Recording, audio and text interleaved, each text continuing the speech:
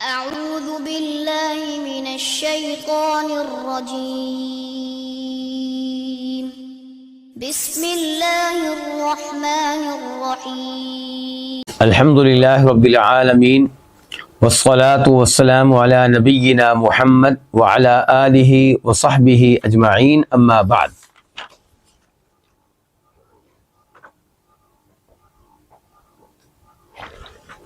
اللہ کی توفیق سے آج ہم سب امام ابن تیمیہ رحمہ اللہ کی عظیم الشان کتاب العقیدۃ الواسطیہ کے ساتھ ہیں، اور امام صاحب آج کے درس میں فرما رہے ہیں وَأَشْهَدُ أَن لَا إِلَٰهَ إِلَّا اللَّهُ وَحْدَهُ لَا شَرِيكَ لَهُ اقرارا بِهِ وَتَوْحِيدًا۔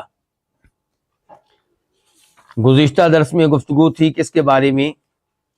امام صاحب نے اللہ کی حمد و ثنا بیان کی، اور اس سے پہلے درس میں گفتگو تھی کس کے تعلق سے؟ بسم اللہ کے تعلق سے۔ تو ایک درس میں گفتگو تھی بسم اللہ کے تعلق سے، دوسرے درس میں گفتگو تھی اللہ تعالیٰ کی حمد و ثنا کے تعلق سے، اور ان دو چیزوں کے بعد امام صاحب نے شہادت دی ہے توحید و رسالت کی۔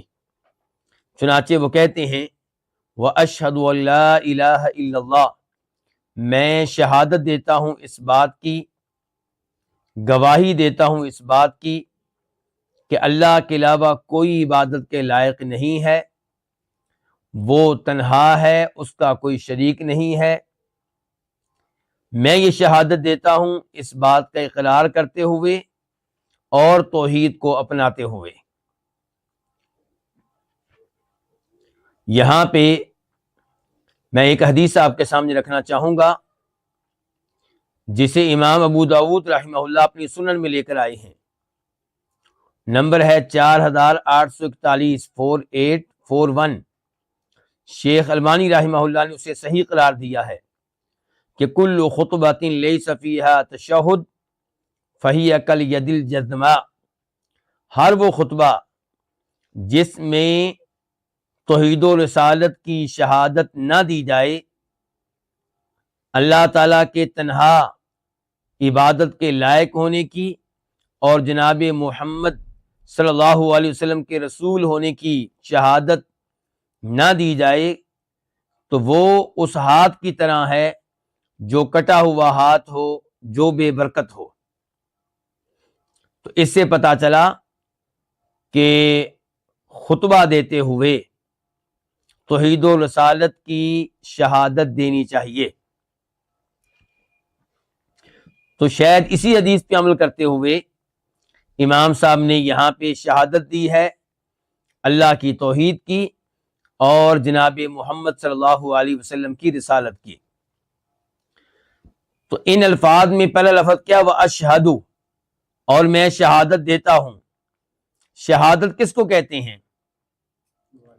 شہادت کہتے ہیں کہ آپ کسی چیز کے بارے میں بتائیں جبکہ اس چیز کے بارے میں آپ کے پاس علم ہو اور آپ اس کے درست ہونے کا عقیدہ اور نظریہ رکھتے ہوں۔ زبان سے آپ شہادت دیں اور آپ کا دل اس معاملے میں جو کچھ آپ زبان سے کہہ رہے ہیں اس کی موافقت کر رہا ہو۔ اگر ایک چیز کی شہادت آپ زبان سے دیتے ہیں جبکہ دل میں کچھ اور ہے تو یہ شہادت درست نہیں ہے۔ اللہ رب العزت نے قرآن حکیم میں سورہ منافقون میں کہا اذا جاءک المنافقون قالوا نشہد انک لرسول اللہ، جب منافق آپ کے پاس آتے ہیں تو کہتے ہیں کہ ہم شہادت دیتے ہیں، ہم گواہی دیتے ہیں کہ بے شک آپ اللہ کے رسول ہیں۔ کون شہادت دے رہے ہیں؟ منافقین۔ اور مخاطب کس کو کر رہے ہیں؟ نبی علیہ الصلوۃ والسلام کو، اور کہہ رہے ہیں کہ ہم یہ مانتے ہیں، ہم اعتراف کرتے ہیں، ہم اقرار کرتے ہیں، ہم گواہی دیتے ہیں کہ آپ اللہ کے رسول ہیں۔ اللہ تعالیٰ نے اس پہ کیا تبصرہ کیا؟ اللہ نے اس کے بارے میں کیا کہا؟ واللہ یعلم انک لرسولہ، اللہ تعالیٰ جانتا ہے کہ یقیناً آپ اللہ کے رسول ہیں، کیونکہ اللہ نے آپ کو رسول مقرر کیا ہے، بنایا ہے۔ لیکن اس کے ساتھ ساتھ واللہ یشہد ان المنافقین لکاذبون، اللہ تعالیٰ اس بات کی شہادت دیتا ہے کہ یہ منافق جھوٹے ہیں۔ کس بات میں جھوٹے ہیں؟ کہ اللہ کے رسول، کیا محمد اللہ کے رسول نہیں ہے صلی اللہ علیہ وسلم؟ بات ان کی درست ہے۔ اللہ تعالیٰ ان کو جھوٹا کیوں قرار دے رہا ہے؟ کیونکہ یہ بات ان کے دل میں نہیں ہے، وہ زبان سے کہہ رہے ہیں، زبان سے شہادت دے رہے ہیں، دل میں کچھ اور ہے، زبان پہ کچھ اور ہے۔ دل میں کیا ہے کہ آپ اللہ کے رسول نہیں ہیں، زبان سے یہ ہے کہ آپ اللہ کے رسول ہیں۔ تو اللہ تعالی نے کہا کہ ان کی یہ شہادت، ان کی یہ گواہی جھوٹی گواہی ہے۔ جھوٹی کیا؟ اللہ کے رسول اللہ کے رسول نہیں تھے؟ آپ تو اللہ کے رسول تھے۔ جو بات کر رہے تھے وہ درست تھی، لیکن یہ بات درست نہیں ہے کہ وہ شہادت دے رہے ہیں، کیونکہ ان کا دل اس بات کو قبول نہیں کرتا۔ تو جب ہم کہتے ہیں کہ میں شہادت دیتا ہوں کہ اللہ کے علاوہ کوئی عبادت کے لائق نہیں ہے، تو زبان کے ساتھ ساتھ یہ عقیدہ آپ کے دل میں موجود ہونا چاہیے۔ اگر آپ زبان سے کہتے ہیں، دل میں عقیدہ نہیں ہے، تو آپ کی یہ شہادت جھوٹی ہے۔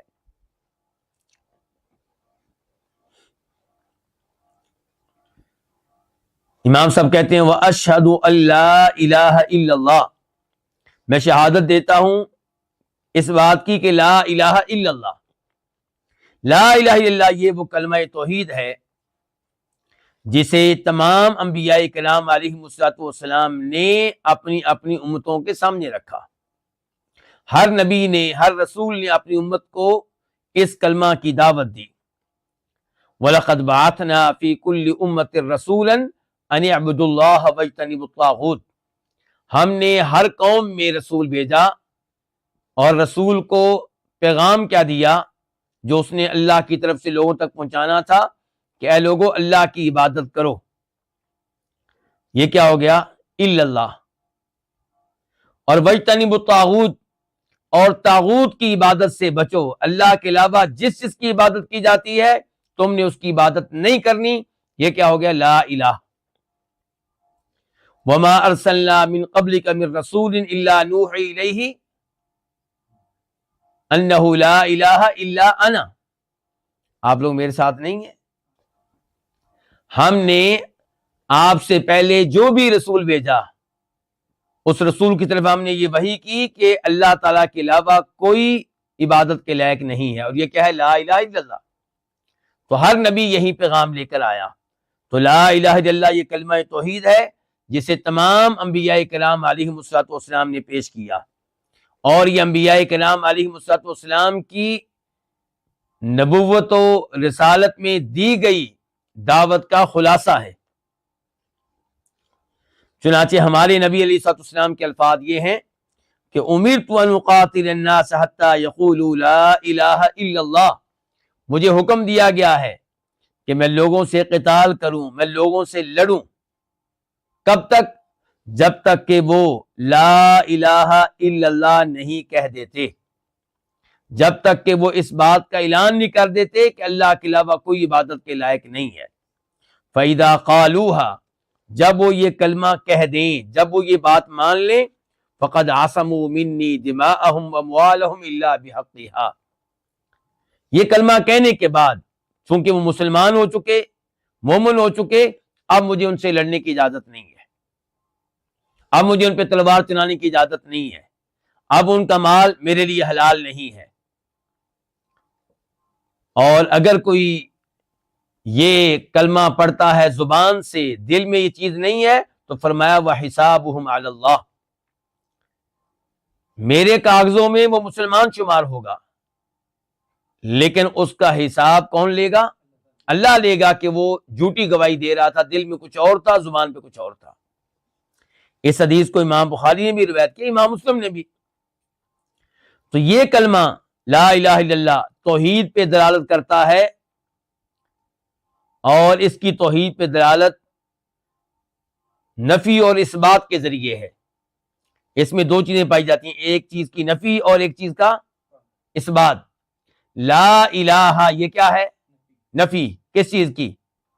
کہ کوئی بھی معبود نہیں ہے، کوئی بھی عبادت کے لائق نہیں ہے الا اللہ، سوائے کس کے؟ یہ کیا ہو گیا؟ اثبات۔ تو نفی اور اثبات سے توحید کا حق ادا ہوتا ہے۔ اللہ نے ہمیں یہ نہیں سکھایا کہ ہم کہیں کہ اللہ عبادت کے لائق ہے، کیونکہ یہ جملہ کہ اللہ عبادت کے لائق ہے، اس کا مطلب یہ ہے کہ اللہ تعالیٰ کے ساتھ ساتھ کوئی اور بھی عبادت کے لائق ہو سکتا ہے۔ اللہ نے ہمیں سکھایا کہ یہ کہو لا الہ الا اللہ، لا اور الا، کہ اللہ کے علاوہ کوئی عبادت کے لائق نہیں ہے۔ ایاک نعبد، صرف تیری ہی عبادت کرتے ہی۔ اگر دوسرا معنی ادا کرنا ہوتا تو اللہ تعالیٰ کہتے ہیں نعبدو کا، ہم تیری عبادت کرتے ہیں، یعنی کہ تیری کرتے ہیں، اور ممکن ہے کسی اور کی بھی کرتے ہوں، لیکن اللہ نے ہمیں کیا سکھایا؟ ایاک نعبد، تیری ہی ہم عبادت کرتے ہیں۔ تو یہ نفی اور اثبات اس کا ہونا ضروری ہے۔ اچھا، لا الہ الا اللہ، اس کا مطلب کیا ہوگا؟ ذرا میں آپ کی توجہ چاہوں گا کہ اللہ کے علاوہ کوئی معبود نہیں ہے۔ تو کیا اللہ کے علاوہ کوئی معبود نہیں ہے؟ میرا آپ سے سوال ہے۔ ہزاروں ہیں، کون کہتا ہے نہیں ہے؟ عیسیٰ علیہ السلام معبود ہیں، عیسائی ان کی عبادت کرتے ہیں، اور گائے ہندو اس کی عبادت کرتے ہیں، گائے معبود ہے۔ کئی پتھر جو ہیں وہ کیا ہے؟ معبود ہیں۔ کئی درخت جو ہیں ان کی عبادت کی جاتی ہے، وہ بھی کیا ہے؟ معبود ہیں۔ کئی اولیاء ہیں ان کی عبادت کی جاتی ہے، وہ کیا ہے؟ معبود ہیں۔ لوگ تو شیخ عبد القادر جیلانی رحمہ اللہ کو معبود بنا چکے ہیں، ان کی عبادت کرتے ہیں، انہیں سجدہ کرتے ہیں، ان سے دعائیں کرتے ہیں، اور دعا عبادت ہے۔ تو جس کی عبادت کی جائے وہ کیا ہے؟ معبود۔ چاہے عبادت کرنے والا یہ کہے کہ میں اس کو معبود نہیں مانتا، لیکن اس کا عمل بتا رہا ہے، اس کی حرکتیں بتا رہی ہیں کہ یہ اس کی عبادت کر رہا ہے، اس کو معبود مان رہا ہے۔ تو معبود بہت ہیں۔ تو پھر لا الہ الا اللہ کا یہ ترجمہ کرنا کہ اللہ کے علاوہ کوئی معبود نہیں ہے، یہ ترجمہ غلط ہے، کیونکہ اللہ تعالیٰ کے علاوہ معبود ہیں، بہت سارے ہیں، اسی لیے تو نبی آئے تھے۔ اجعل الآلہۃ الہ واحدہ، نبی علیہ الصلوۃ والسلام سے اہل مکہ کیا کہہ رہے ہیں کہ عجیب بات ہے کہ اس نے تمام معبودوں کی نفی کر کے صرف ایک معبود کی عبادت کا اعلان کر دیا ہے۔ ان ھذا لشیء عجاب، یہ تو بہت عجیب چیز ہے۔ تو اہل مکہ اللہ تعالیٰ کو معبود مانتے تھے، لیکن اللہ تعالیٰ کے ساتھ ساتھ اوروں کو بھی معبود مانتے تھے، اور جن کو معبود مانتے تھے ان کو اللہ کے برابر کا نہیں سمجھتے تھے۔ آج کلمہ پڑھ کر شرک کرنے والے جب ہم انہیں شرک سے منع کرتے ہیں تو وہ آگے سے کیا کہتے ہیں؟ وہ کہتے ہیں کہ ہم تو نہیں معبود مانتے ان بزرگوں کو، ہمارے نزدیک معبود تو ایک اللہ ہی ہے۔ یہ کیا ہے؟ یہ اللہ کے بزرگ ہیں، یہ اللہ کے قریب کرنے والے ہیں، یہ اللہ تعالیٰ کے ہاں ہماری شفاعت کرنے والے ہیں۔ تو ہمارا جواب کیا ہے کہ یہ بات ٹھیک ہے کہ تم ان کو اللہ کے برابر کا نہیں مانتے ہو، لیکن جیسے اللہ کی عبادت کرتے ہو ایسے ان کی بھی عبادت کرتے ہو۔ اللہ کی عبادت کرتے ہو اللہ کو اصل مان کر، اور ان کی عبادت کرتے ہو اللہ تعالیٰ کے ہاں سفارشی مان کر، اللہ کا بزرگ مان کر، اللہ کا ولی مان کر۔ تو جیسے اللہ کی عبادت ہو گئی ان کی بھی ہو گئی، چاہے شفاعت کے نام پہ ہو رہی ہے، چاہے وسیلے کے نام پہ ہو رہی ہے، چاہے سیڑھی کے نام پہ ہو رہی ہے، لیکن عبادت ہو رہی ہے۔ اس سے پتہ چلا کہ معبود پھر کئی ایک ہوئے۔ تو انبیاء کرام علیہ السلام یہ دعوت لے کر آئے تھے کہ اللہ کے علاوہ کوئی معبود نہیں ہے۔ اب آپ لوگ یہ کہہ رہے تھے جب میں یہ وضاحت کر رہا تھا کہ اس جملے کا مطلب یہ ہے کہ اللہ کے علاوہ کوئی سچا معبود نہیں ہے، تو جب آپ یہ ترجمہ کریں گے تو لوگ آپ پہ اعتراض کریں گے، وہ کہیں گے یہ چیز آپ کہاں سے لے آئے کہ اللہ کے علاوہ کوئی سچا معبود نہیں ہے؟ یہ تو آپ نے اپنی طرف سے بریکٹ لگائی ہے، یہ تو آپ نے اپنی طرف سے ایک اضافہ کیا ہے، ہم اس اضافے کو نہیں مانتے۔ تو پھر وہاں پہ آپ کا کیا جواب ہوگا؟ اب آپ بات کریں۔ جی آپ کیا کہنا چاہ رہے تھے؟ ذالک ذالک بأن اللہ هو الحق وأن ما يدعون من دونه الباطل. لیکن یہ آیت آپ بعد میں پیش کریں گے، آیت سے پہلے کچھ اور پیش کرنا پڑے گا. آپ نے وہ آیت پیش کی ہے جس میں اللہ تعالیٰ کہہ رہے ہیں کہ معبود برحق ایک اللہ ہی ہے، اور اللہ تعالیٰ کے علاوہ جن کی عبادت کی جاتی ہے وہ سب باطل ہیں. تو ٹھیک ہے، یہ چیز اس آیت میں آئی ہے، لا الہ الا اللہ میں یہ چیز نہیں آئی. یہاں پہ جو آپ ترجمہ کر رہے ہیں کہ اللہ کے علاوہ کوئی سچا معبود نہیں، وہ کہاں سے آ گیا؟ ہاں، تو یہاں پہ آپ کو یہ کہنا پڑے گا کہ عربی لغت، جو عربی لغت سے واقف ہیں، جو عربی لغت کے قواعد کو جانتے ہیں، ان کو پتا ہے کہ یہاں پہ ایک لفظ پوشیدہ ماننا پڑے گا، مقدر ماننا پڑے گا، ورنہ عبارت ٹھیک نہیں ہوگی. پہلے میں اردو میں مثال دے لوں، اور میں کئی دفعہ یہی مثال دیا کرتا ہوں تاکہ آپ سے گفتگو کرنا آسان ہو جائے. جب میں آپ سے کہتا ہوں آپ کا نام کیا ہے، آپ نے کیا کہنا ہے کہ حسن، جبکہ پورا جملہ کیا ہے کہ میرا نام حسن ہے. تو میرا نام، یہ الفاظ مقدر ہیں، پوشیدہ ہیں، اور ہر کوئی مانے گا کہ واقعی یہاں پہ یہ الفاظ مقدر ہیں، پوشیدہ، کوئی بھی اس کا انکار نہیں کرے گا. تو ایسے ہی لا الہ، لا اس کو کہتے ہیں نفی جنس کا لا، یعنی کہ یہ وہ لا ہے جو پوری جنس کی نفی کر دیتا ہے، یعنی کہ کوئی بھی الہ نہیں ہے. تو جو لا ہے، جو جنس کی نفی کے لیے آتا ہے، اس کو ایک اسم کی ضرورت پڑتی ہے اور ایک خبر کی، پھر جملہ مکمل ہوتا ہے. تو لا الہ، الہ جو ہے اس کا اسم ہو گیا، تو اس کی خبر کہاں گئی؟ خبر یہاں پہ پوشیدہ ہے، مقدر ہے. اب وہ خبر کیا نکالنی ہے؟ کئی لوگ کہہ دیتے ہیں کہ آپ خبر نکال لیں موجود، لا الہ موجود، کہ اللہ کے علاوہ کوئی معبود موجود نہیں ہے. اور میں بتا چکا ہوں کہ وہ تو بالکل غلط ہے، کیونکہ معبود تو کثرت سے موجود ہیں. کیسے آپ کہہ سکتے ہیں کہ اللہ کے علاوہ کوئی معبود موجود نہیں ہے؟ تو پھر ہم کیا لفظ پوشیدہ یہاں پہ نکالیں، کون سے لفظ کو مقدر مانیں، پوشیدہ مانیں؟ تو قرآن کی وہ آیت جو آپ نے پڑھی، اس نے کیا بتا دیا کہ ایک اللہ ہی معبود برحق ہے، اللہ کے علاوہ جن کی عبادت کی جاتی ہے وہ عبادت کے لائق نہیں ہے، وہ معبودان باطلہ ہیں، ان کی غلط عبادت ہو رہی ہے.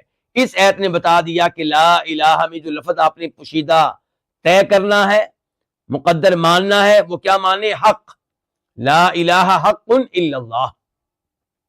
تو اب پھر ترجمہ کیا ہوگا؟ اللہ تعالیٰ کے علاوہ کوئی، اسی لیے کئی لوگوں نے ترجمہ اس کا کیا لکھا ہوتا ہے کہ اللہ کے علاوہ کوئی عبادت کے لائق نہیں ہے. لائق نہیں ہے، یہ حق کا ترجمہ ہے،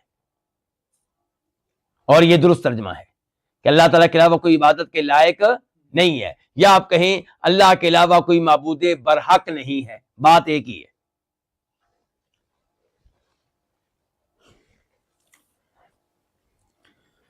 اس کے بعد امام صاحب فرماتے ہیں وَأَشْهَدُ أَن لَا إِلَهَ إِلَّا اللَّهُ وَحْدَهُ لَا شَرِيكَ لَهُ. وحدہ نہیں، وحدہ کا ترجمہ کیا ہوگا؟ وہ تنہا ہے، وہ تنہا ہے. یہ الفاظ تاکید ہیں، پختگی کے لیے آئے ہیں، پہلی بات کی پختگی کے لیے. پہلی بات کون سی؟ الا اللہ کی.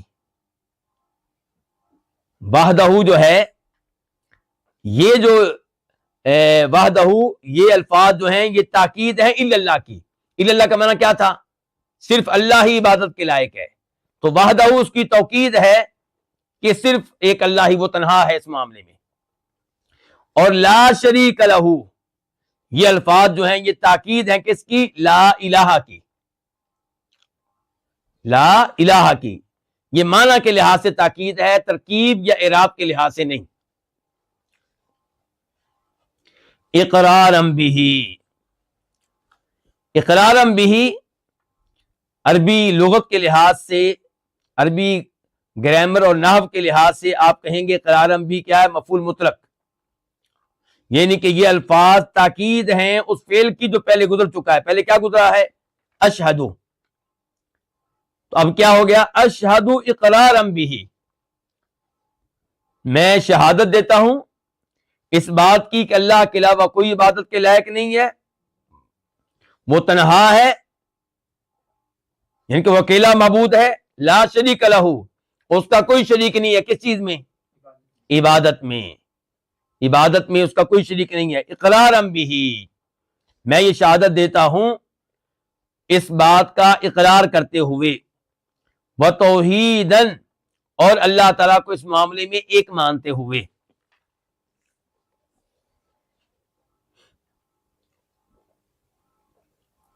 اس کے بعد فرماتے ہیں امام ابن تیمیہ رحمہ اللہ، وَأَشْهَدُ أَنَّ مُحَمَّدًا عَبْدُهُ وَرَسُولُهُ صلی اللہ علیہ وعلی آلہ وصحبہ وسلم تسلیما مزیدا۔ مجھے آپ سب کی توجہ چاہیے، یہاں پہ بڑے اہم مسائل پہ گفتگو ہوگی۔ میں نہیں چاہتا کہ آپ کا جسم ادھر ہو اور آپ کی روح کہیں اور ہو، تو جو بھائی آئے ہیں وہ توجہ سے بیٹھیں۔ تو آپ یہاں پہ ابن تیمیہ رحمہ اللہ کیا کہہ رہے ہیں؟ وَأَشْهَدُ، اور میں شہادت دیتا ہوں، ان بے شک، محمد محمد، عبدہ، اس کے بندے ہیں، کس کے؟ اللہ کے، ورسولہ، اور اس کے رسول ہیں، کس کے؟ اللہ تعالیٰ کے، صلی اللہ علیہ وعلی آلہ وصحبہ وسلم، اللہ تعالیٰ آپ پہ صلوات کرے۔ فی الحال میں صلوات کا ترجمہ اردو میں نہیں کر رہا، صلوات کا ترجمہ میں کیا کر رہا ہوں؟ صلوات ہی۔ صلی اللہ علیہ، اللہ تعالیٰ آپ پہ صلوات کرے، وعلی آلہ، اور آپ کی آل پہ، وصحبہ، اور آپ کے اصحاب صحابہ پہ، وسلم، اور سلامتی نازل کرے، تسلیماً، وسلم تسلیماً، اور اچھی طرح سلامتی نازل کرے، مزیداً، جو مزید ہے، اضافہ ہے، کس کے اوپر؟ صلوات کے اوپر۔ تو یہ میں نے اس عبارت کا آسان ترجمہ کر دیا ہے۔ اب ہم نے اس عبارت کی شرح کرنی ہے اور اس عبارت کو بڑے ہی توجہ سے اور دھیان سے سمجھنا ہے۔ آپ یہاں پہ نوٹ کریں گے کہ امام ابن تیمیہ رحمہ اللہ نے صرف اللہ تعالیٰ کی توحید کی شہادت دینے پہ اکتفا نہیں کیا، بلکہ اللہ تعالیٰ کی توحید کی شہادت دینے کے ساتھ ساتھ نبی علیہ الصلوۃ والسلام کی رسالت اور آپ کی عبودیت، آپ کے اللہ کے بندہ ہونے کی شہادت بھی دی ہے۔ تو اس سے کیا پتا چلا؟ اس سے کیا اشارہ ملا؟ اس سے پتا چلا کہ دونوں چیزوں کی شہادت دینا ضروری ہے، دونوں کا اقرار کرنا ضروری ہے، دونوں کے بارے میں گواہی دینا ضروری ہے۔ ایک کی گواہی دیں، دوسری چیز کی گواہی نہ دیں تو یہ نجات کے لیے کافی نہیں ہے۔ اگر کوئی آدمی اللہ تعالیٰ کو خالق، مالک، رازق مانتا ہے اور صرف ایک اللہ کی عبادت کے لائق مانتا ہے اور جناب محمد صلی اللہ علیہ وسلم کو اللہ کے رسول نہیں مانتا تو وہ نجات نہیں پا سکے گا۔ مسلم شریف کی حدیث ہے، فرماتے ہیں نبی علیہ الصلوۃ والسلام، اس ذات کی قسم جس کے ہاتھ میں میری جان ہے، جس یہودی اور عیسائی نے میرے بارے میں سن لیا، کیا سن لیا؟ کہ ایک شخص ہے جس کا نام محمد ہے، وہ اپنے آپ کو نبی اور رسول کہتے ہیں، تو جس شخص نے میرے بارے میں سن لیا اور پھر مجھ پہ ایمان لائے بغیر فوت ہو گیا، وہ جہنم میں جائے گا، صلی اللہ علیہ وسلم۔ تو توحید کافی نہیں ہے نجات کے لیے، توحید کے ساتھ آپ کو رسول اور اللہ کا بندہ ماننا ضروری ہے۔ اور ایک آدمی آپ کو رسول مانتا ہے، آپ کو اللہ کا بندہ مانتا ہے، لیکن توحید میں وہ پکا نہیں ہے، اس کی توحید میں شرک کی ملاوٹ ہے، تو کیا وہ نجات پا سکے گا؟ نہیں، وہ بھی نجات نہیں پا سکے گا۔ تو شرک سے بچنا بھی ضروری، توحید کو اپنانا بھی ضروری، اور نبی علیہ الصلوۃ والسلام کو اللہ کا رسول اور اللہ کا بندہ ماننا بھی ضروری۔ جب امام ابن تیمیہ رحمہ اللہ نے اللہ کی توحید کی شہادت دی اور پھر نبی علیہ الصلوۃ والسلام کی رسالت اور آپ کی اللہ کے بندہ ہونے کی گواہی دی، تو یہاں سے ہمیں اذان یاد آ گئی۔ اذان میں مؤذن کیا کہتا ہے؟ اشہد ان لا الہ الا اللہ، میں شہادت دیتا ہوں کہ اللہ کے علاوہ کوئی عبادت کے لائق نہیں ہے، اور پھر واشہد ان محمد الرسول اللہ، میں شہادت دیتا ہوں محمد اللہ کے کیا ہے؟ رسول ہیں۔ تو توحید کی گواہی بھی اور رسالت کی گواہی بھی۔ اور ایسے ہی آپ آ جائیں کس کی طرف؟ تشہد کی طرف آ جائیں، اتحیات کی طرف آ جائیں، وہاں پہ بھی یہی چیز ہے، دونوں چیزوں کا تذکرہ آیا ہے۔ اور سلف میں سے کسی نے جب یہ آیت پڑھی وَرَفَعْنَا لَكَ ذِكْرَكَ، اے نبی علیہ الصلوۃ والسلام ہم نے آپ کے لیے آپ کا ذکر بلند کر دیا، آپ کے تذکرے بلند کر دیے، آپ کی شان بلند کر دی، تو سلف میں سے کسی نے یہ کہا ہے یہاں پہ کہ لا اذکر الا ذکرت معی، جہاں میرا تذکرہ ہوگا وہاں پہ آپ کا تذکرہ بھی ہوگا۔ گویا کہ اللہ تعالیٰ اس آیت میں اپنے نبی سے کہہ رہے ہیں صلی اللہ علیہ وسلم، جہاں پہ میرا تذکرہ ہوگا وہاں پہ آپ کا تذکرہ بھی ہوگا۔ یہ الفاظ امام مجاہد نے کہے ہیں، لیکن ظاہر ہے کہ وہ صحابی نہیں ہے بلکہ کیا ہے؟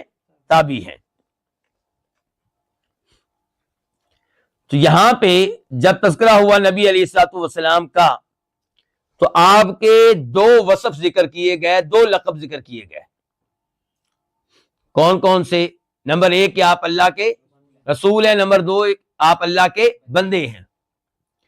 اور جب یہ آپ کے دو وصف اور دو لقب ذکر کیے گئے تو یہ مقام آپ کی شان بیان کرنے کا ہے یا نعوذ باللہ شان بیان نہ کرنے کا ہے؟ آپ کی شان بیان کرنے کا ہے۔ تو جب کسی کی شان بیان کی جائے تو اس کا کون سا لقب ذکر کرنا چاہیے؟ سب سے ہلکا یا سب سے بڑا؟ سب سے بڑا۔ تو یہاں پہ امام ابن تیمیہ رحمہ اللہ نے آپ کے سب سے بڑے دو لقب بیان کیے ہیں، اور وہ کیا کہ آپ اللہ کے رسول ہیں، اللہ کے رسول۔ اس سے بڑا اعزاز کیا ہوگا؟ اس سے بڑا لقب کیا ہوگا؟ اور دوسرے نمبر پہ آپ کیا ہیں؟ اللہ تعالیٰ کے بندے۔ یہ بھی بہت بڑا آپ کا اعزاز اور بہت بڑا لقب ہے۔ اس پہ مزید گفتگو ابھی کرتے ہیں۔ فی الحال یہ کہ آپ اللہ تعالیٰ کے رسول ہیں، بلکہ آپ تمام رسولوں کے کیا ہیں؟ امام ہیں، اور آپ خاتم النبیین ہیں۔ آپ پہ نبوت و رسالت کا اختتام ہوا ہے۔ جو آپ کو رسول مانتا ہے لیکن آخری رسول اور آخری نبی نہیں مانتا، وہ بھی نجات نہیں پا سکے گا، وہ مسلمان نہیں ہے۔ مسلمان وہ ہے جو اللہ کی توحید کو بھی مانے، نبی علیہ السلام کی رسالت کو بھی مانے، اور یہ بھی مانے کہ آپ آخری نبی اور آخری رسول ہیں۔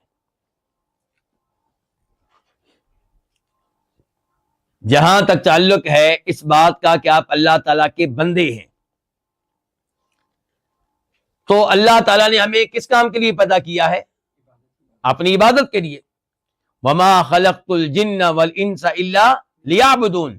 اللہ تعالیٰ کہتے ہیں کہ میں نے تمام جنوں کو، تمام انسانوں کو صرف اپنی عبادت کے لیے پیدا کیا ہے۔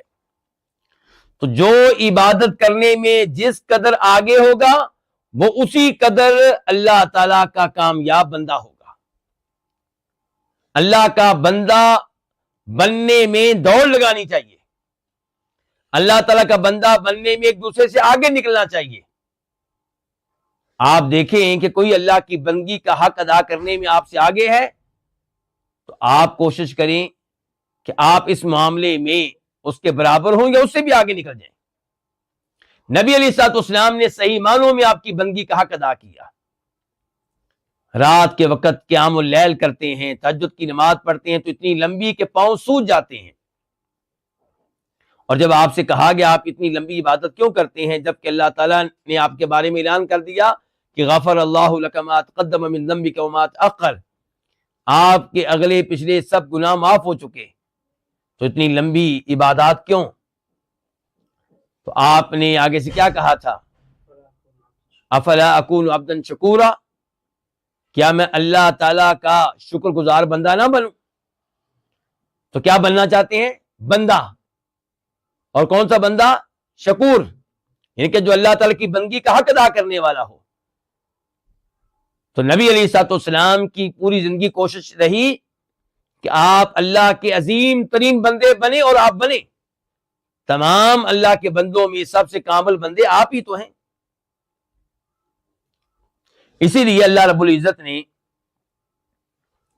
آپ کا یہ لقب کہ آپ اللہ کے بندے ہیں، آپ کا یہ وصف کہ آپ اللہ کے بندے ہیں، آپ کا یہ اعزاز کہ آپ اللہ کے بندے ہیں، یہ ان مقامات میں ذکر کیا ہے جہاں اللہ تعالیٰ آپ کی شان بیان کر رہے ہیں۔ مثال کے طور پہ سورہ بنی اسرائیل، جس کو سورہ اسراء بھی کہتے ہیں، اس کی پہلی آیت، وہاں پہ تذکرہ ہو رہا ہے اسراء کا، یعنی کہ آپ کو رات کے تھوڑے سے حصے میں مکہ سے کہاں لے جایا گیا؟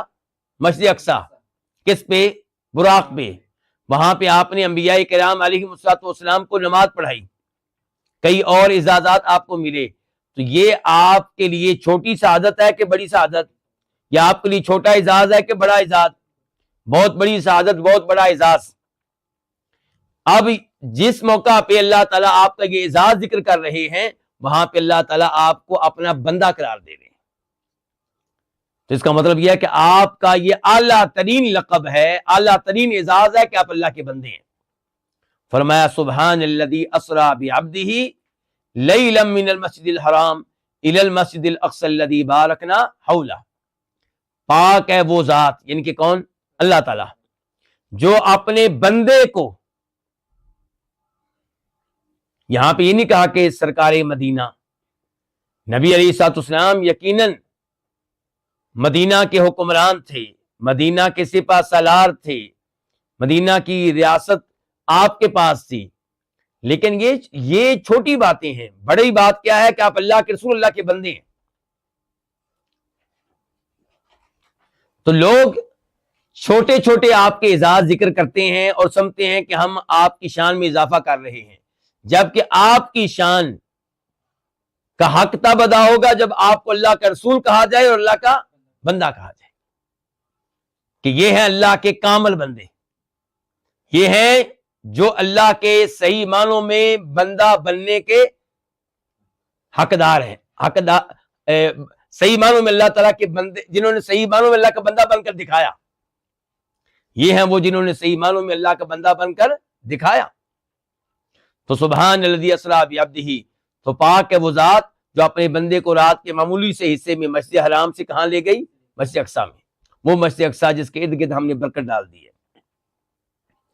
پھر آپ یہ دیکھیں کہ لوگ کہتے تھے کہ محمد صلی اللہ علیہ وسلم یہ کہتے ہیں کہ قرآن اللہ کا کلام ہے، یہ بات درست نہیں ہے، یہ ان کا اپنا گھڑا ہوا کلام ہے۔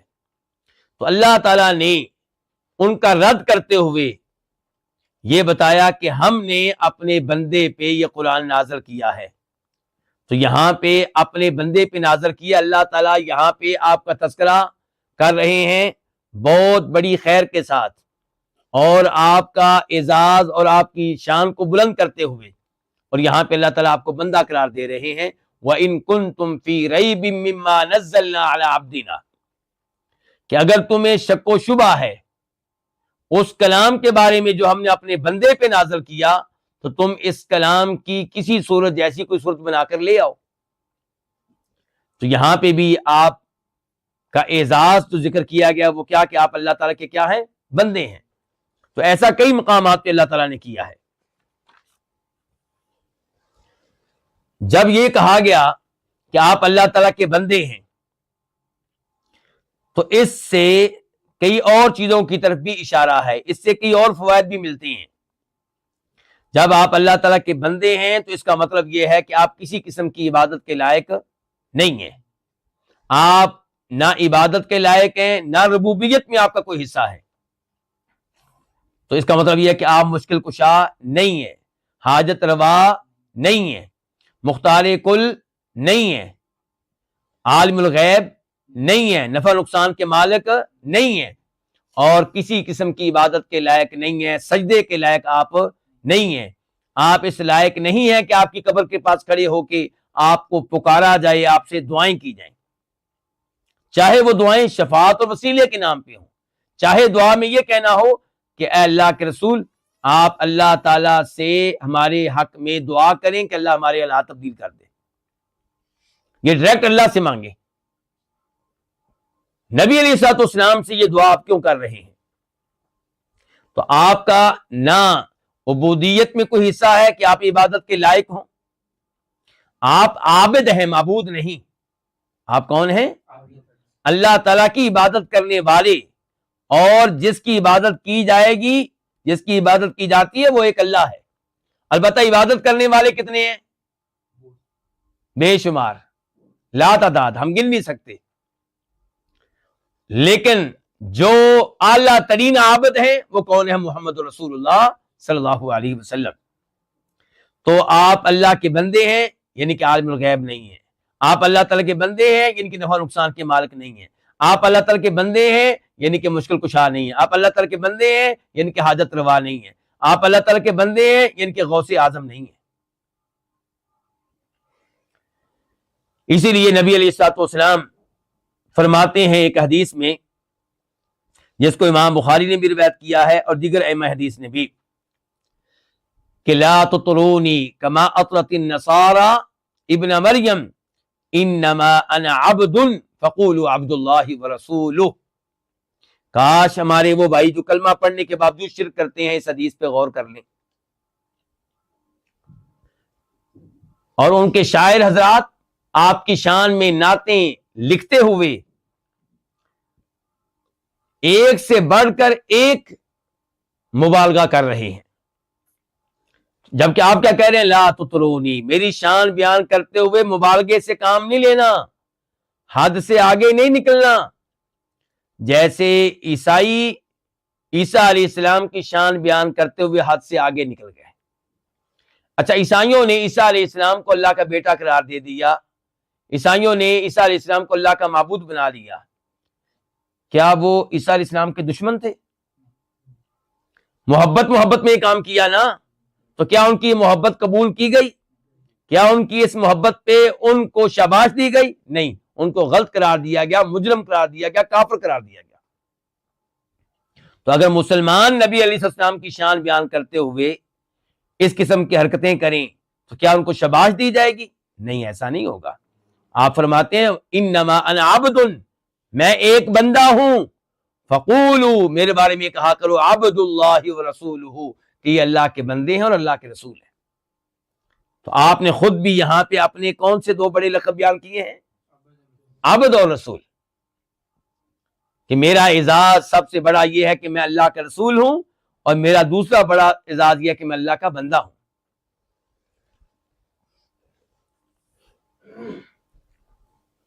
تو جب ہم یہ کہتے ہیں کہ میں شہادت دیتا ہوں کہ محمد اللہ تعالیٰ کے بندے ہیں، تو اس کا مطلب یہ ہے کہ میں شہادت دیتا ہوں کہ آپ اللہ تعالیٰ کے کامل بندے ہیں صلی اللہ علیہ وسلم.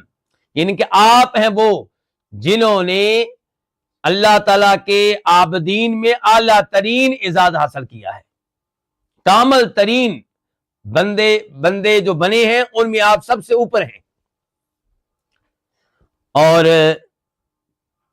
علماء کرام یہ بھی کہتے ہیں کہ جب کوئی کہتا ہے کہ میں شہادت دیتا ہوں کہ جناب محمد اللہ کے بندے، اللہ کے رسول ہیں، اللہ تعالیٰ کے رسول ہیں، تو اس کا مطلب یہ ہے کہ میں اعلان کرتا ہوں کہ میں آپ کا ہر حکم مانوں گا. میں آپ کو رسول مانتا ہوں، یعنی کہ میں آپ کا ہر آرڈر مانوں گا. دوسرا مطلب، میں آپ کو رسول مانتا ہوں یعنی کہ جن جن چیزوں کو آپ نے حرام قرار دیا، ممنوع قرار دیا، میں ان کو حرام مانوں گا، ممنوع مانوں گا، ان کے قریب نہیں جاؤں گا. آپ کو رسول ماننے کے کتنے مطلب بیان کر دیے میں نے؟ دو. اور تیسرا اس کا مطلب یہ ہوگا کہ جو باتیں آپ نے بتائی ہیں ان باتوں میں میں آپ کو سچا مانتا ہوں. میں نے آپ کو رسول مان لیا، اللہ کے رسول. آپ پھر باتیں کہاں سے لے کر آتے ہیں؟ اللہ تعالیٰ کی طرف سے باتیں بتاتے ہیں. تو آپ کی ہر بات جو ثابت ہو جائے کہ آپ نے کہی ہے وہ بالکل درست ہے، چاہے اس کا تعلق ماضی سے ہو، چاہے اس کا تعلق. آپ کے حدیث سے پتا چلا کہ عیسیٰ علیہ السلام زندہ ابھی فوت نہیں ہوئے، تو میں مانتا ہوں کہ وہ زندہ ہے. آپ کی حدیث سے پتا چلتا ہے کہ وہ آسمانی دنیا سے نازل ہوں گے، دجال کو قتل کریں گے، تو میں مانتا ہوں کہ دجال بھی آئے گا، یہ بھی مانتا ہوں. اور یہ بھی مانتا ہوں کہ عیسیٰ علیہ السلام کو قتل کریں گے. آپ نے بتایا کہ انبیاء کرام علیہ السلام میں ایک آدم علیہ السلام تھے، نوح علیہ السلام تھے، تو میں یہ ساری باتیں مانتا ہوں. تو آپ کو رسول ماننے کے کتنے مطلب ہو گئے؟ 3. نمبر 1، جو آپ آرڈر دیں گے اسے میں تسلیم کروں گا، اس کی میں تعمیل کروں گا. نمبر 2 جن چیزوں سے آپ مجھے روکیں گے منع کریں گے ان سے میں دور رہوں گا.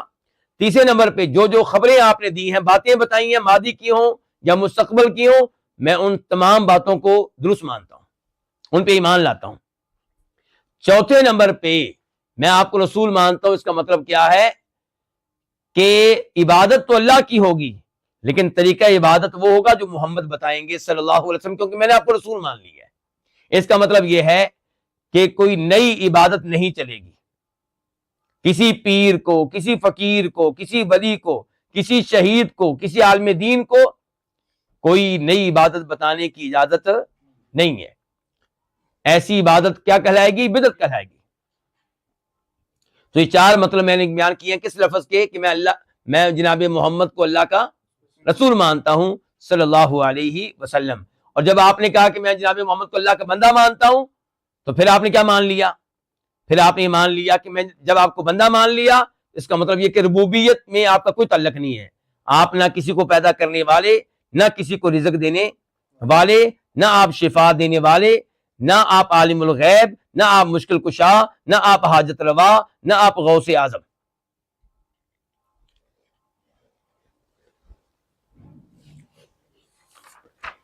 امام صاحب نے اس کے بعد کیا کہا تھا؟ صلی اللہ علیہ وعلی آلہ وصحبہ وسلم تسلیما مزیدا. اس سے ایک تو یہ پتا چلا کہ امام ابن تیمیہ دوسرے مسلمانوں کی طرح نبی علیہ الصلوۃ والسلام پہ درود و سلام پڑھا کرتے تھے. یہ عجیب بات مجھے کیوں کرنا پڑی؟ کیونکہ سلفیوں کے بارے میں اہل حدیث کے بارے میں ابن تیمیہ کے بارے میں ابن القیم کے بارے میں امام محمد بن عبد الوہاب رحمہ اللہ کے بارے میں پبلک میں کیا باتیں مشہور کر دی گئی ہیں کہ یہ اللہ کے نبی کے نعوذ باللہ کیا ہے؟ گستاخ ہے. درود و سلام کے یہ منکر ہیں. جبکہ جن چیزوں کو ہماری گستاخی قرار دیا جا رہا ہے وہ صرف یہی ہے جو بھی میں نے بیان کی ہیں کہ ہم نبی علیہ الصلوۃ والسلام کو اللہ کے رسول تو مانتے ہیں لیکن عبادت کے لائق نہیں مانتے. آپ کو رسول تو مانتے ہیں لیکن ساتھ بندہ بھی مانتے ہیں یعنی کہ ہم آپ کو مشکل کشا حاجت روا غوث اعظم عالم الغیب نفع نقصان کا مالک نہیں مانتے. اس چیز کو لوگ کیا کہتے ہیں؟ گستاخی. جبکہ یہ قرآن کا عقیدہ ہے. اسی لیے تو بار بار آپ پہ لفظ عبد استعمال کیا گیا تاکہ لوگوں کو پتہ چل جائے کہ آپ کا ربوبیت سے کوئی تعلق واسطہ نہیں ہے. اور پھر درود و سلام کے منکر ہیں. جبکہ ہمارا قصور یہ ہے کہ ہم کہتے ہیں کہ اذان سے پہلے صلاۃ و سلام اس انداز سے نہ پڑھو کہ یوں لگے کہ جیسے اذان سے پہلے یہ نبی علیہ السلام کے زمانے میں پڑھا جاتا تھا یا صحابہ کرام پڑھتے تھے. کیونکہ جس اہتمام سے پڑھا جاتا ہے اس سے تو یہی لگتا ہے نا. جبکہ جناب بلال کی اذان نہ اعوذ باللہ من الشیطان الرجیم سے شروع ہوتی تھی نہ بسم اللہ الرحمن الرحیم سے شروع ہوتی تھی نہ الحمدللہ رب العالمین سے شروع ہوتی تھی اور نہ ہی الصلاۃ والسلام علیک یا رسول اللہ سے شروع ہوتی تھی. وہ کیسے شروع ہوتی تھی؟ اللہ اکبر سے. تو یہاں پہ کہتے ہیں ابن تیمیہ کہ صلی اللہ علیہ وعلی آلہ وصحبہ وسلم تسلیما مزیدا. تو سب سے پہلے یہاں پہ وضاحت ہوگی کس کی؟ صلاۃ کی. صلاۃ کا مطلب کیا ہے اور صلاۃ کا اہتمام کیوں کیا ہے ابن تیمیہ رحمہ اللہ نے؟ کیونکہ اللہ تعالیٰ نے حکم دیا ہے ان اللہ وملائکتہ یصلون علی النبی کہ بے شک اللہ تعالیٰ اور اللہ کے فرشتے نبی علیہ الصلوۃ والسلام پہ صلاۃ بھیجتے ہیں صلاۃ کرتے ہیں. اے ایمان والو تم بھی نبی علیہ الصلوۃ والسلام پہ صلاۃ بھیجو اور سلام پڑھو. اللہ تعالیٰ بھی صلاۃ کرتے ہیں فرشتے بھی آپ پہ صلاۃ کرتے ہیں اور بندوں کو کہا جا رہا ہے تم بھی وہی عمل کرو جو اللہ تعالیٰ کرتے ہیں اور جو اللہ کے فرشتے کرتے ہیں. اور اس کی فضیلت کیا آئی ہے؟ مسلم شریف کی حدیث ہے. فرماتے ہیں نبی علیہ الصلوۃ والسلام من صلی علیہ صلاۃ صلی اللہ علیہ بہا عشرہ جو میرے اوپر ایک بار صلاۃ پڑھے گا اللہ تعالیٰ اس کی وجہ سے اس پہ 10 صلاتیں کریں گے. فی الحال صلاتیں عربی میں ہی چلے گا جب تک میں اس کی وضاحت نہیں کر دیتا اس کی تفسیر نہیں کر دیتا اس کی شرح نہیں بیان کر دیتا. تو اس لیے امام صاحب نے اس آیت کے پیش نظر اور ان احادیث کے پیش نظر آپ پہ صلاۃ و سلام پڑھنے کا اہتمام کیا ہے۔ صلاۃ کا عربی لغت میں معنی کیا ہے؟ دعا۔ کیا معنی ہے؟ دعا۔ اللہ تعالیٰ فرماتے ہیں قرآن حکیم میں کہ آپ لوگوں سے زکوٰۃ لیں، وصلی علیہم، اور ان کے لیے کیا کریں؟ دعا کریں۔ صلی، صلاۃ کریں، ان کے دعا کریں۔ ان صلاتک سکن لہم، جب آپ ان کے لیے دعا کرتے ہیں تو ان کو سکون ملتا ہے۔ یہ کیا ہے؟ سورہ توبہ آیت نمبر 103 103۔ یہ تو ہو گیا اس لفظ کا لفظی ترجمہ جو قرآن نازل ہونے سے پہلے، شریعت نازل ہونے سے پہلے سے استعمال ہو رہا ہے۔ تو وہ کیا ہے؟ صلاۃ کا معنی دعا۔ اسلام نے آ کر اس لفظ کے معنی میں کیا تبدیلی کی؟ جب دین اسلام آیا تو اس لفظ کے معنی میں کیا تبدیلی آئی؟ تو جب یہ کہا جائے کہ اللہ تعالیٰ اپنے رسول پہ صلاۃ کرتے ہیں تو اس کا معنی وہ ہوگا جو ابو العالیہ نے بیان کیا۔ کس نے؟ ابو العالیہ کون ہے؟ صحابی ہیں کہ تابعی ہیں؟ تو ان کے الفاظ بخاری میں آئے ہیں، وہ کہتے ہیں صلاۃ اللہ علی رسولہ ثناؤہ علیہ عند الملائکہ، اللہ تعالیٰ کا اپنے رسول پہ صلاۃ کرنا، اس کا مطلب یہ ہے کہ اللہ تعالیٰ فرشتوں کے پاس نبی علیہ الصلوۃ والسلام کا تذکرہ خیر کرتے ہیں، آپ کی شان اللہ تعالیٰ بیان کرتا ہے، اللہ تعالیٰ ان کے سامنے آپ کی ستائش کرتا ہے۔ تو پھر اللہم صلی علی محمد کا مطلب کیا ہوگا؟ اے اللہ ہمارے نبی کی مزید تعریفیں کر فرشتوں کے ہاں۔ اچھا، آپ نے اس سے پہلے کیا سن رکھا ہے؟ صلاۃ کا ترجمہ یا مفہوم کیا ہے اس سے پہلے جو آپ نے سنا ہوا ہے؟ رحمتیں۔ کیا ہے؟ رحمت۔ کہ اللہم صلی علی محمد، اے اللہ جناب محمد پہ رحمت نازل فرما۔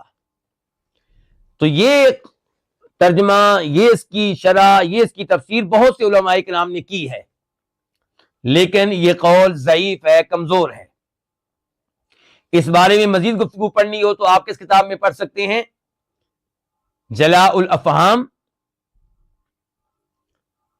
فی فضل الصلاۃ والسلام علی خیر الانام، امام ابن القیم رحمہ اللہ کی کتاب ہے۔ اور اس کتاب کا موضوع کیا ہے؟ صرف یہ موضوع کہ نبی علیہ الصلوۃ والسلام پہ درود و سلام پڑھنا۔ آپ پہ صلاۃ و سلام پڑھنے کے معاملے میں باقاعدہ ابن القیم نے پوری کتاب لکھ ڈالی ہے، اور پھر بھی گستاخ کے کیا ہے؟ گستاخ، بے ادب کے بے ادب۔ یہ دیکھیں اتنی بڑی کتاب ہے، یہ دیکھیں جو ایڈیشن میرے پاس اس وقت ہے، اس میں صفحے کتنے بن رہے ہیں؟ ان کے 700 سے اوپر ہیں، 700 سے اوپر، اور موضوع صرف کیا؟ نبی علیہ السلام پہ درود و سلام، صلاۃ و سلام۔ اور یہی ابن القیم ہے جن کی سیرت پہ بھی الگ کتاب ہے، آپ کی سیرت پہ، زاد المعاد۔ کتنی جلدوں میں؟ تقریباً 6 جلدوں میں، 5 جلدوں میں۔ اچھا، کہنا کیا چاہتا ہوں کہ اس موضوع پہ مزید تفصیلات آپ کو وہاں پہ ملیں گی۔ تو ابن القیم رحمہ اللہ نے کہا ہے کہ اس کا یہ مفہوم بیان کرنا، یعنی کہ اللہ اپنے نبی، اپنے رسول پہ صلاۃ کرتا ہے، اس کا مفہوم یہ بیان کرنا کہ رحمتیں نازل کرتا ہے، یہ درست موقف نہیں ہے۔ اس کے دلائل کیا ہیں؟ امام صاحب نے وہاں پہ کتنے دلائل دیے ہیں، میں یہ آپ کو تعداد بتا دوں ذرا، تقریباً 15 دلائل دیے ہیں۔ کتنے دلائل دیے ہیں؟ 15 دلائل دیے ہیں۔ ان میں سے ایک یہ ہے کہ آپ اس آیت پہ غور کریں، اولئک علیہم صلوات من ربہم ورحمہ، سورہ بقرہ ہے، کہ یہی وہ لوگ ہیں، یعنی کہ جو صبر کرتے ہیں مصیبت آنے پہ، اللہ تعالیٰ کہہ رہے یہی وہ لوگ ہیں جن پہ صلوات، ان کے رب کی طرف سے صلاۃ نازل ہوتی ہے، ورحمۃ، اور رحمت بھی نازل ہوتی ہے۔ تو رحمت کا تذکرہ تو اللہ بعد میں کر رہے ہیں، صلاۃ کا پہلے۔ اس کا مطلب ہے صلاۃ کا معنی اور ہے، رحمت کا معنی اور ہے۔ درمیان میں واو آئی ہے عطف کی، جو مغایرت کا تقاضا کرتی ہے، جو بتاتی ہے کہ رحمت اور چیز ہے، صلاۃ اور چیز ہے۔ تو اس آیت نے طے کر دیا کہ صلاۃ کا معنی کوئی اور معنی ہے۔ اچھا، یہ ایک دلیل ہو گئی۔ دوسری دلیل، کہ رحمت کے بارے میں تو اللہ تعالی نے کہا ہے کہ وَرَحْمَتِي وَسِعَتْ كُلَّ شَيْءٍ، کہ میری رحمت نے ہر چیز کو اپنے احاطے میں لے رکھا ہے. اللہ کی رحمت ہر چیز پہ برس رہی ہے. جبکہ صلاۃ جو ہے یہ لفظ ہر ایک کے لیے نہیں ہے، یہ اللہ کے نبیوں کے لیے ہے علیہم الصلوۃ والسلام، یہ اللہ کے فرشتوں کے لیے ہے، یہ اللہ کے نیک بندوں کے لیے ہے، کافروں کے لیے لفظ نہیں ہے. تو اسے کیا پتا چلا پھر کہ صلاۃ پھر کوئی اور چیز ہے، رحمت کوئی اور چیز ہے. البتہ یہ بات درست ہے کہ صلاۃ کے وسیع مفہوم میں رحمت بھی آ جاتی ہے. صلاۃ کا پورا مفہوم کیا ہے پھر؟ کہ اللہ تعالی نبی علیہ الصلوۃ والسلام کی شان بیان کرتا ہے فرشتوں کے پاس، اور آپ کی شرف کو بیان کرتا ہے، آپ کے اعزازات کو بیان کرتا ہے، آپ کے مقام درجات کو اللہ بلند کرتا ہے، اور اس میں رحمت بھی آ جاتی ہے.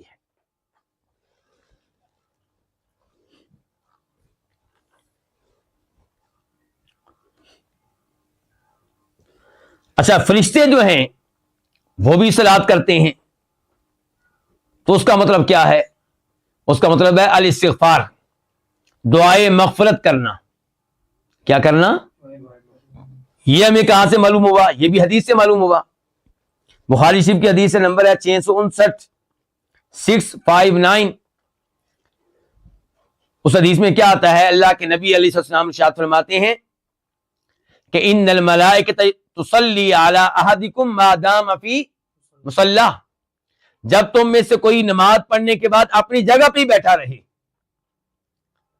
اذکار کرے، تلاوت کرے، ادھر ہی بیٹھا رہے، جب تک بے وضو نہیں ہو جاتا فرشتے اس پہ صلاۃ کرتے رہیں گے. اسی حدیث میں آیا ہے صلاۃ کا مطلب کیا ہے؟ کہ وہ کہتے رہیں گے اللہم اغفر لہ ورحمہ، اے اللہ اس کو بخش دے، اے اللہ اس پہ رحم فرما. تو فرشتے صلاۃ کرتے ہیں، کیا مطلب ہے؟ دعائے مغفرت کرتے ہیں، دعائے رحمت کرتے ہیں. اور فرشتوں کے صلاۃ کا مطلب یہ بھی ہے ہماری طرح اللہ سے درخواست کرنا کہ اللہ صلاۃ کر. اللہ صلاۃ کرتا ہے آپ پہ، ان کے آپ کی شان بیان کرتا ہے، آپ کے مقام مرتبے کو بلند کرتا ہے، آپ کے درجات کو بلند کرتا ہے. اور فرشتے صلاۃ کرتے ہیں، ان کے اللہ سے درخواست کرتے ہیں کہ یا اللہ ان کے لیے صلاۃ کر، ان کی شان مزید بلند کر دے، ان کا درجات مزید بلند کر دے، ان کا مزید تذکرہ خیر فرما. اور میں اور آپ جب صلاۃ کرتے ہیں تو اس کا مطلب بھی یہی ہوتا ہے کہ یا اللہ صلاۃ کر، یعنی کہ آپ کی شان کو مزید بلند کر دے، آپ کے درجات کو مزید بلند کر دے، آپ کا تذکرہ خیر مزید فرما فرشتوں کے پاس.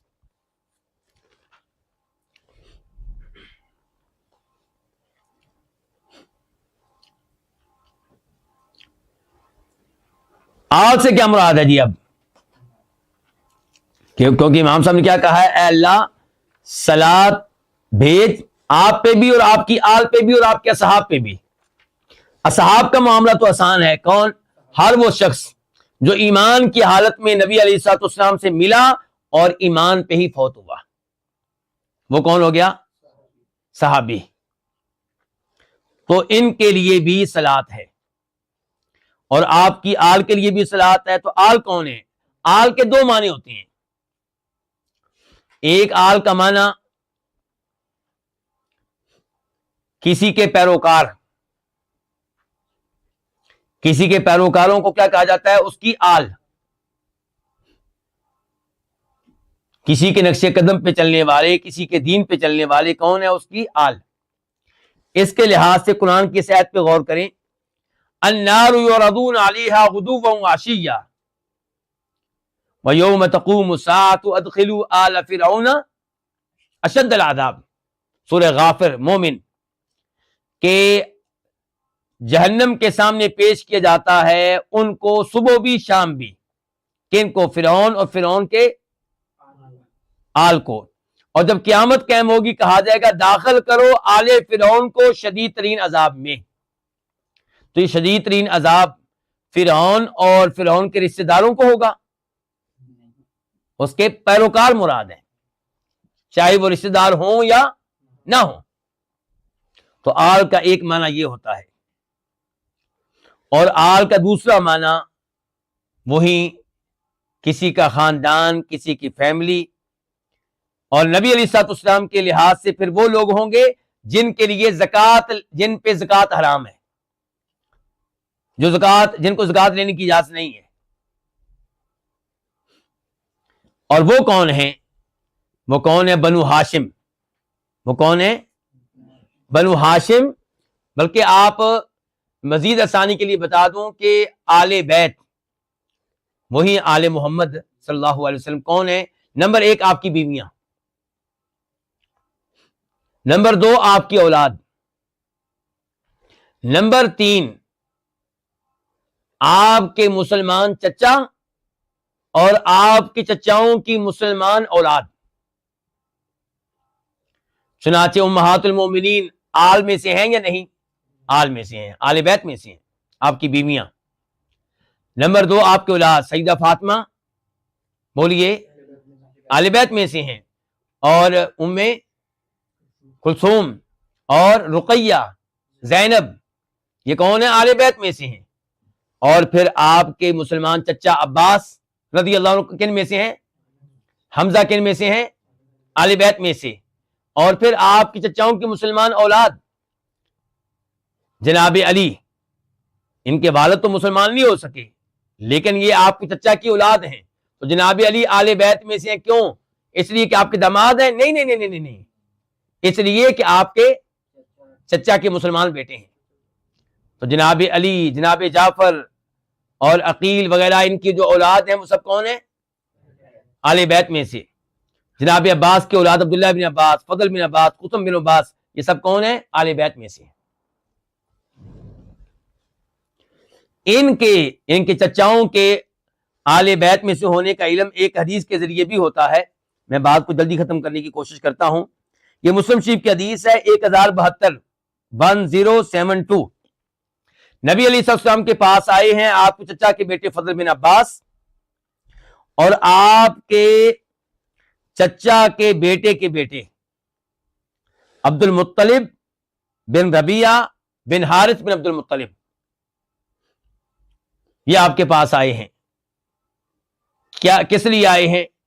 کہ ہم نوجوان ہیں، ہم شادی کرنا چاہتے ہیں، آپ دوسرے لوگوں کو زکوٰۃ لینے کی ذمہ داری دیتے ہیں اور پھر آپ اس کا معاوضہ بھی ان کو دیتے ہیں، تو یہ ذمہ داری آپ ہمیں بھی دیں، ہم زکوٰۃ کا مال جمع کرتے ہیں تاکہ آپ ہمیں معاوضہ دیں اور ہم ان پیسوں سے اپنی شادی کر سکیں۔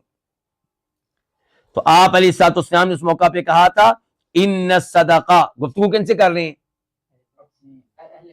چچا کے، یہاں پہ آل بیت نہیں کہنا مناسب، یہاں پہ کہنا مناسب ہے کہ گفتگو کن سے کر رہے ہیں؟ چچا کے بیٹوں سے، چچا کی اولاد سے۔ کہہ رہے ہیں ان صدقۃ لا تنبغی لآل محمد انما ہی اوساخ الناس، صدقہ جو ہے زکوٰۃ آل محمد کے لیے جائز نہیں ہے کیونکہ یہ لوگوں کا میل کچیل ہے۔ اور گفتگو کن سے ہو رہی ہے؟ تو پھر ان کی مدد کی آپ نے خمس کے مال سے۔ تو پتہ چلا، اور بیویوں کا معاملہ تو آپ جانتے ہی ہیں، قرآن کریم سے واضح ہے وہ تو کیا انما یرید اللہ لیذھب عنکم الرجس اہل البیت۔ اب وقت کی کمی کی وجہ سے میں تفصیلات میں نہیں جا رہا کہ اللہ تعالیٰ تم سے گندگی کو دور کرنا چاہتا ہے اے اہل بیت، اور تذکرہ اس سے پہلے بھی اور بعد میں بھی کن کا ہو رہا ہے؟ آپ کی بیویوں کا ہو رہا ہے، آپ علیہ الصلوۃ والسلام کی بیویوں کا۔ تو کہنے کا مطلب یہ ہے، اچھا اب سوال یہ ہے کہ راجح قول کے مطابق پھر یہاں آل سے مراد کون لوگ ہیں؟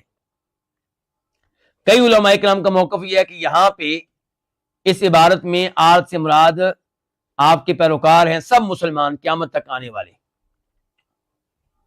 اور دوسرا قول یہ ہے کہ نہیں، یہاں پہ مراد یہی 3 لوگ ہیں، آپ کی بیویاں، آپ کے اولاد اور آپ کے مسلمان چچا اور آپ کے چچاؤں کی مسلمان اولاد۔ راجح قول کون سا ہے؟ امام ابن القیم رحمہ اللہ نے اپنی اسی کتاب میں جس کا تذکرہ کر چکا ہوں راجح قرار دیا ہے کہ آل سے مراد یہی لوگ ہیں جن کے لیے زکوٰۃ لینا حرام ہے، یعنی کہ آپ کی بیویاں، آپ کے اولاد اور آپ کے مسلمان چچا اور آپ کے چچاؤں کے مسلمان اولاد۔ اس کے بعد کیا کہا ہے؟ وسلم، اور اللہ سلامتی کرے، یعنی کہ اللہ تعالیٰ سلامت رکھے کس کو؟ آپ علیہ الصلوۃ والسلام کو آپ کی آل کو، آپ کے اصحاب کو کس چیز سے؟ ہر طرح کی پریشانی سے، ہر طرح کی مشکل سے، ہر طرح کے عیب سے، ہر طرح کے نقص سے، ہر طرح کی تکلیف سے۔